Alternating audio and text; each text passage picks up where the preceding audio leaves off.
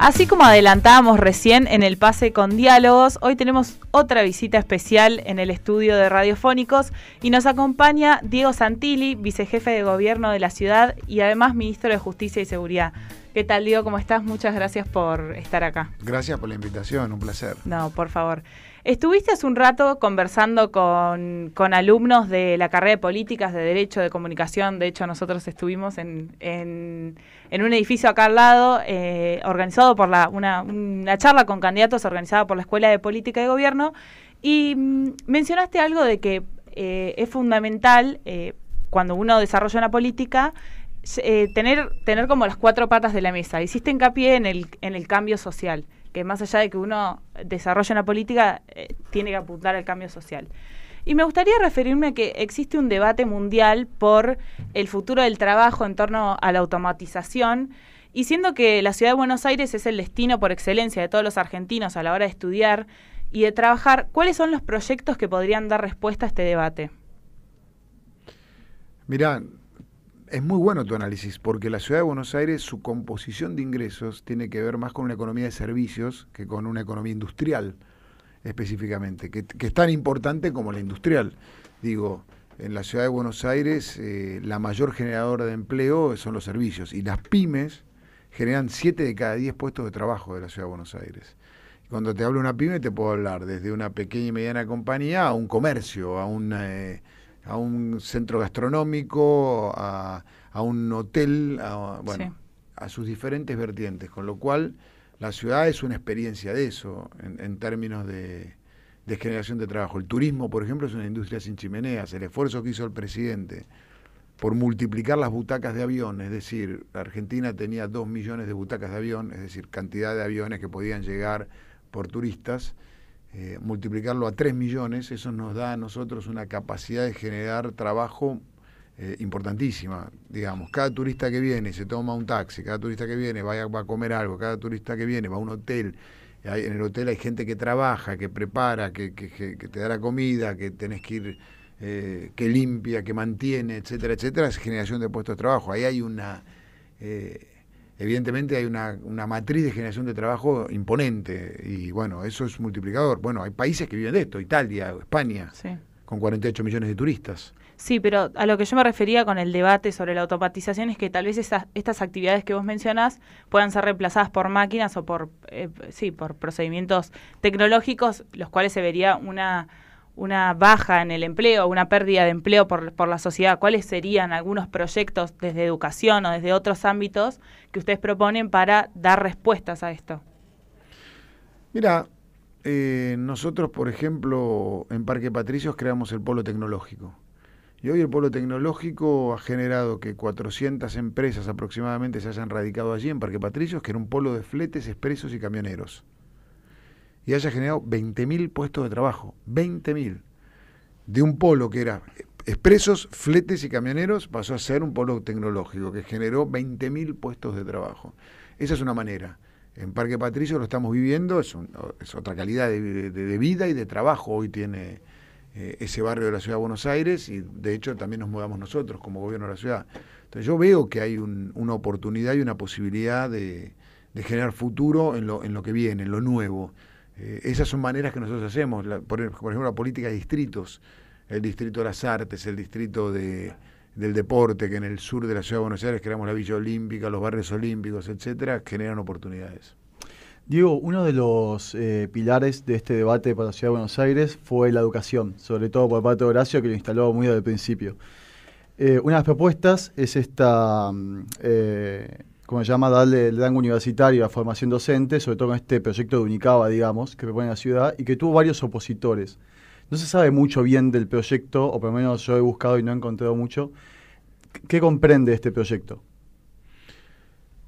Comprende para mí lo más importante. Yo creo que la Argentina necesita, y nuestro país necesita, de educación.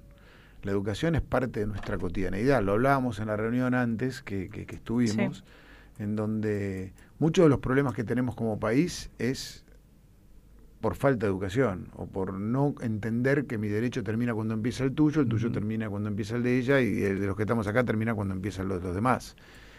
Y desde estacionar una rampa de discapacitados para discapacidad o una moto andando arriba de la vereda, o la formación. Y la formación es clave.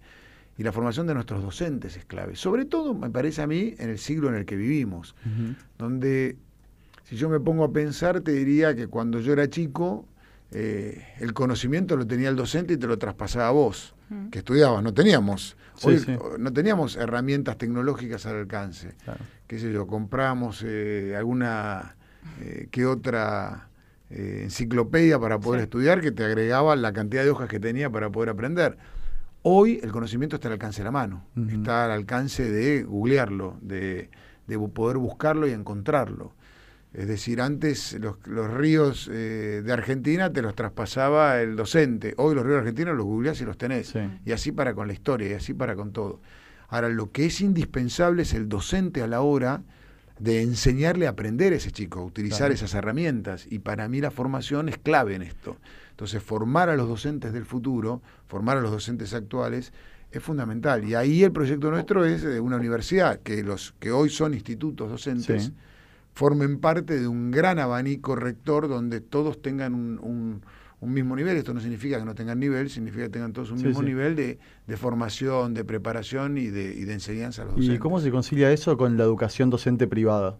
Con los institutos privados como la UCA, Salvador, Ditela. Y se concilia porque es como concilias hoy las escuelas privadas y las públicas. La Ciudad de Buenos Aires tiene 1.300 escuelas públicas y otro tanto de escuelas privadas. Entonces, lo que tenés que hacer, vos tenés educación. Y la educación es el todo. Después tenés las partes, y las partes que son, si es privada, si es, qué sé yo fui a San Agustín, por ejemplo, y después fui a la universidad pública, a la UBA, digamos, vas equilibrando de comunidad, de colectividades, etcétera, etcétera, te vas equilibrando. A mí me parece que tenés que lograr un punto de común acuerdo y de común encuentro donde, en todo caso, formarán parte de un directorio donde todos participan. Diego, porque nosotros tenemos que elevar la calidad del docente y la formación. Diego, también no yéndonos tanto del tema, pero sí dando un paso más adelante, en este contexto mundial también se está dando esta economía de plataforma. Perdón, tenemos problemas técnicos. Se está dando cada vez un mayor crecimiento de estas plataformas digitales que dan empleo y que, según la Organización Internacional del Trabajo, ya un 1% de los argentinos trabaja en Uber, en Rappi y en Globo. ¿Te parece que el hecho de que hoy en día sean ilegales, más allá de los avances que haya, es la solución? Y en el caso de que creas que no, ¿cuál sería una solución para esto? Yo no metería a todos en el mismo lugar. O sea, una cosa es Rappi y Globo, que son sociedades conformadas con, en la Argentina, que tienen su formación, etcétera, con una discusión laboral de cómo se le paga a sus trabajadores, es otra historia. Ahí tenemos que poder equilibrar eso. Y Uber, que no hemos podido hacer que entre en el sistema. Nosotros tenemos leyes en la Ciudad de Buenos Aires para los taxistas y para los remises. Y Uber no sea sujeto. Uber sí es ilegal en ese marco. Entonces, después viene la discusión de si la gente lo usa o no lo usa. Es otra discusión. Ahora, también hay que equilibrar lo que vos necesitas en una ciudad. Vos en la ciudad estás favoreciendo el transporte público y meterle 50.000 vehículos privados más podrían generar una congestión que es intransitable en la Ciudad de Buenos Aires. Entonces ahí hay un equilibrio que los estados están regulando en el mundo y donde nosotros tenemos que actuar. ¿Y qué otras medidas se podrían tomar, digamos, para también ir por esto, por ejemplo, con Uber, como para poder controlar que efectivamente no se utilice? Bueno, nosotros hemos hecho denuncias sobre las plataformas, hemos hecho denuncias en un montón de abanico de situaciones judiciales en la FIP, etcétera, un montón de situaciones donde no están cumpliendo ninguna de las normativas que tiene vigente nuestro país, nuestra ciudad, en definitiva también, porque somos nosotros los que... ¿Y si se adaptarían a esos reglamentos, podrían ser legales? Bueno, si se adaptarían a esos reglamentos, tenés que ver cuál es el mecanismo legal. Por ejemplo, hay una empresa que se llama Cabify que entró dentro de la norma, entonces se regularizó, presentó los estatutos, la sociedad, etcétera, etcétera, y va en ese camino. Digamos, y entra bajo el eje normativo de remises o taxis, ¿no? Claro. Entonces, tiene que ver con eso. Sí. Otro de los temas que se trató en la charla y que es un pilar en su gestión es la infraestructura y especialmente el transporte público. ¿Qué creen que le faltaría por mejorar en su gestión en el transporte público? siempre nos queda por mejorar. Tenemos que extender el Metrobús del sur, que tiene que llegar a La Boca, que nos quedó ahí por Independencia. Tenemos que seguir proyectándolo. Te diría, para mí hay que seguir con dos ejes centrales. Uno, el Sarmiento, que es una de los trenes que más conflicto nos genera la ciudad, nos divide el norte y el sur de la ciudad de Buenos Aires, el que va por todo el eje de Rivadavia. Ahí tenés, vos pensás que eso tiene entre barreras y calles cerradas 31 aperturas de pasos. Y eso te abriría un camino muy importante. Para mí el Belgrano Sur es otra de las cosas que tenemos que terminar. ¿Y en cuanto a los subtes? El Belgrano Sur llega a Estación Sáenz y nosotros necesitamos que llegue a Constitución, porque entonces conectaría en 12 minutos el sur de la ciudad. Y vos estarías viviendo en un lugar que estás conectado a 12 minutos de Constitución, y eso le abre las puertas al desarrollo y al crecimiento del sur, tanto como la línea de Sarmiento. Y el subte seguir haciéndolo crecer como lo estamos haciendo crecer. Obviamente, el día que la Argentina tenga mejores tasas de interés, mejor acceso al financiamiento externo, vas a poder ir más rápido. Ahí estamos igual estudiando. Estamos haciendo la ingeniería de la línea F, que es un estudio que estamos haciendo de factibilidad de hacer una nueva línea, que es la F, que arrancaría en Barracas, por arriba de la autopista, se hundiría en Constitución, iría por Callao hacia abajo y después hacia el norte, y es una línea importante. Y Diego, una consulta sobre algo más, pero algo muy, muy coyuntural, que es el tema del cambio climático. Quería preguntarles puntualmente cuáles eran las políticas que pensaban tomar, y además relacionado, pero por otro lado, ¿cómo pensaban avanzar ustedes con este régimen de basura cero que ustedes quisieron implementar? Se aprobó en la legislatura y de momento se dice que es inconstitucional, según tengo entendido, y además hay como mucha reticencia de la población para que no se implementen estas prácticas que ya se prohibieron en otras partes del mundo. No sé si se entendió, perdón. Entiendo lo que querés decir. A ver, Buenos Aires... yo a veces siento que algunos políticos de la Ciudad de Buenos Aires siempre se castigan a la Ciudad de Buenos Aires, cuando la Ciudad de Buenos Aires es pionera en esto en la Argentina. Vos pensás que la Ciudad de Buenos Aires produce 7 millones de kilos de basura todos los días. ¿Y cuánto enterraba hace 5 años? 7 millones de kilos de basura todos los días. Hoy entierra menos de la mitad. Hoy está enterrando 2.800.000. Toda la poda de árboles de la Ciudad de Buenos Aires se trata, se chipea, vuelve a nuestros parques, vuelve en compost. Todos los escombros de la Ciudad de Buenos Aires, que son 2 millones de kilos por día, se tratan en una planta que está atrás de la cancha de San Lorenzo, donde salen piedras, cascotes, y todo eso sale para nuevas obras y no tener que generar canteras. Y después la basura se está trabajando en la separación de papel, plástico, cartón, vidrio, lata. Es un trabajo que hace la Ciudad de Buenos Aires y que, vuelvo a decirte, ha dejado de enterrar más de 3,5 millones de kilos de basura todos los días. Es un trabajo inmenso. Esos son menos camiones que van al SEAMSE, menos contaminación, menos congestión, menos entierro, menos pasivo ambiental debajo de la tierra. Obviamente después está la discusión de la valorización energética, me parece que es lo que te referís vos con el último punto. Buenos Aires tiene en su ciudad dos generadores de planta de energía, una central puerto y otra central costanera, acá nomás, en el puerto de la Ciudad de Buenos Aires. El mundo genera valorización energética con sus residuos. Yo no lo veo mal. La Ciudad de Buenos Aires, cuando empezó esta discusión, la empezó cuando enterraba el 100%. Hoy está enterrando menos del 50%. ¿Hay un camino por recorrer? Por supuesto. ¿Hay mucho más por hacer? Sí.